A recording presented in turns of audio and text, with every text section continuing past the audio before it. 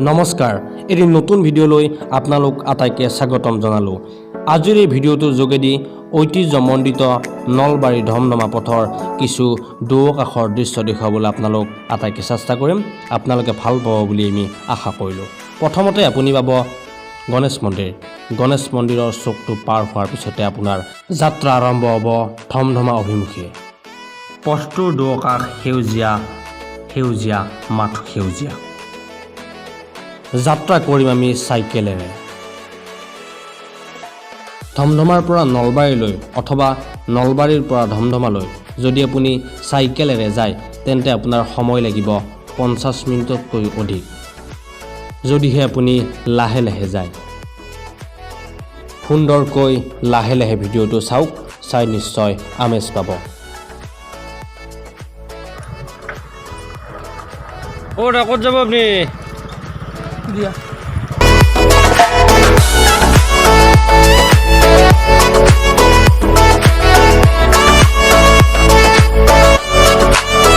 গণেশ মন্দিৰৰ পৰা কিছু দূৰ অহাৰ পিছতে আপুনি বাওঁফাললৈ সোমাই যোৱা এটি পথ পাব এই পথটোৰে আপুনি মা মহাকালী আশ্ৰমলৈ যাব পাৰিব আহক আমি অলপ জোৰকৈ যাওঁ নহ'লে ভিডিঅ'টো শেষ হওঁতে বহুত সময় লাগিব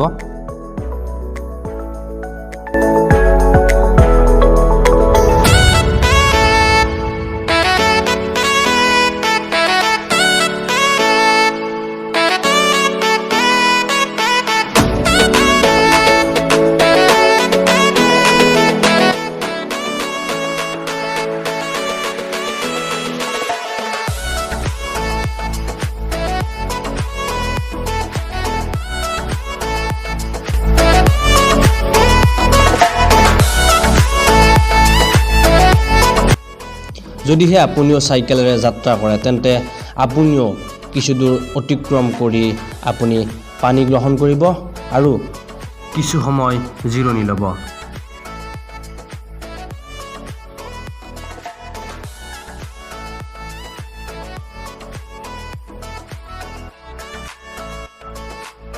নলবাৰী ধমধমা পথৰ বিশেষকৈ পথটোৰ দুয়োফালে থকা গছ-গছনিয়ে আপোনাক মোহিত কৰিব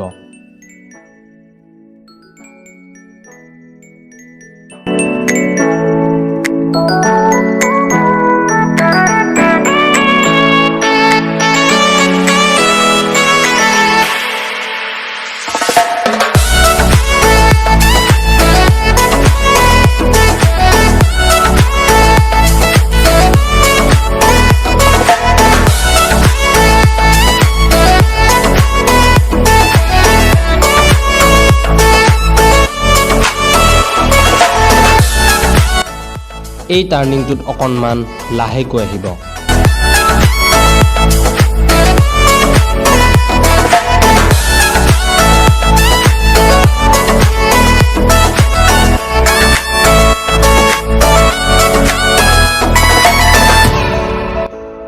পথটোৰ ওপৰত আপুনি ঘৰচীয়া পোহনীয়া জন্তুও দেখিব পাৰে বিশেষকৈ গৰু ছাগলী ইত্যাদি অনেক নামঘৰ মন্দিৰ মছজিদ দেখিবলৈ পাব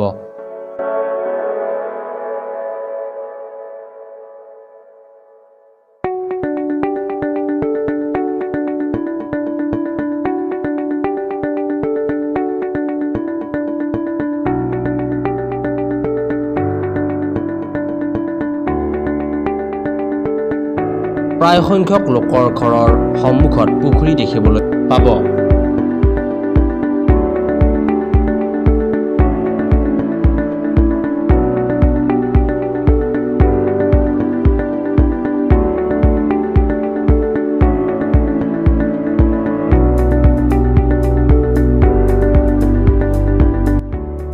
এইখিনিতে আছে সংযুক্ত মুক্তি বাহিনী অসমৰ কেম্প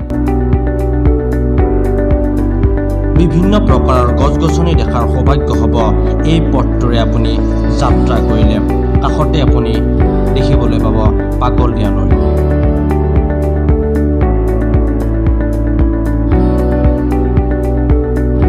পাগলদিয়া নৈৰ পাৰত কহুৱাবোৰ দেখিবলৈ পাব কহুৱাৰ মাজত গৈ আপুনি ফটো উঠিব পাৰিব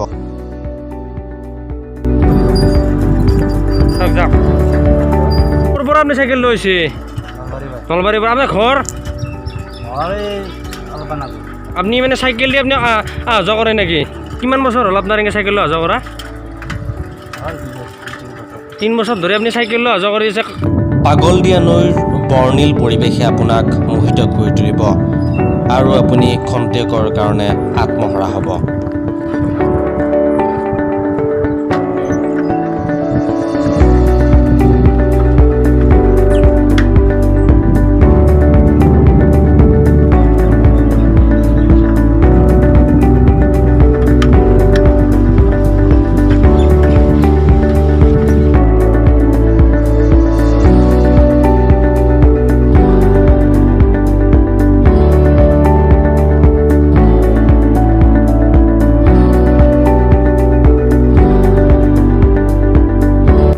উত্তৰ-পূব ভাৰতৰ প্ৰথমখন আৰু একমাত্ৰ বিশ্ববিদ্যালয় কুমাৰ ভাস্কৰ বৰ্মা সংস্কৃত আৰু পুৰাতন বিশ্ববিদ্যালয়লৈ আপুনি এইটো পথেৰে যাব লাগিব এই পথটোৰে প্ৰায় 100 মিটাৰ যোৱাৰ পিছতে আপুনি বিশ্ববিদ্যালয়খন দেখিবলৈ পাব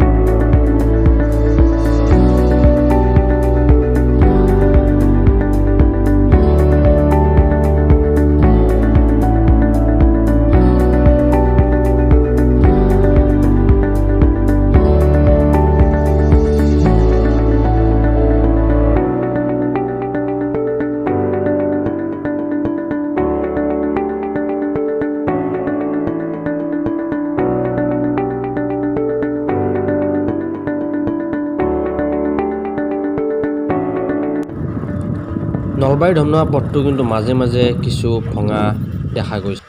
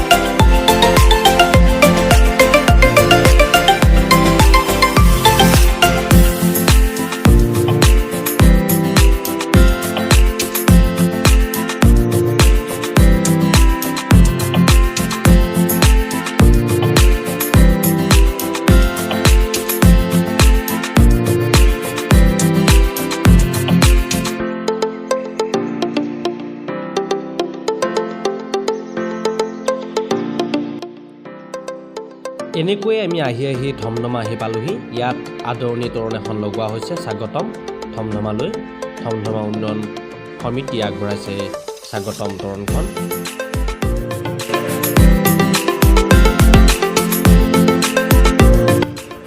এইটো ধমধমাত স্থাপন হোৱা এটা তেল ডিপু আৰু কিছুদিন পিছতে হয়তো এইটো মুকলি কৰা হ'ব। ধমধমাত বৰ্তমানলৈকে এটা ডিপো চলি আছে, কাৰ্যক্ষম অৱস্থাত আছে আৰু কিছুদিন পিছত এইটো মুকলি হ'ব।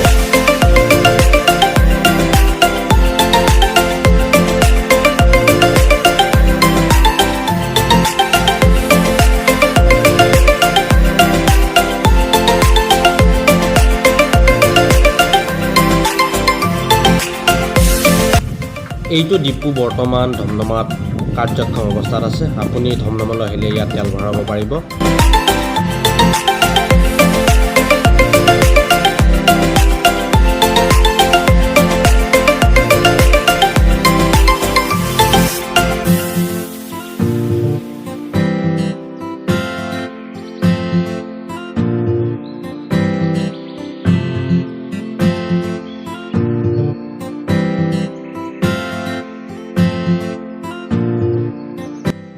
এইখন ধমধমাৰ লিটিল ফ্লাৱাৰ স্কুল। ইয়াত অসমীয়া তথা ইংৰাজী মাধ্যমো সন্নিৱিষ্ট কৰা হৈছে।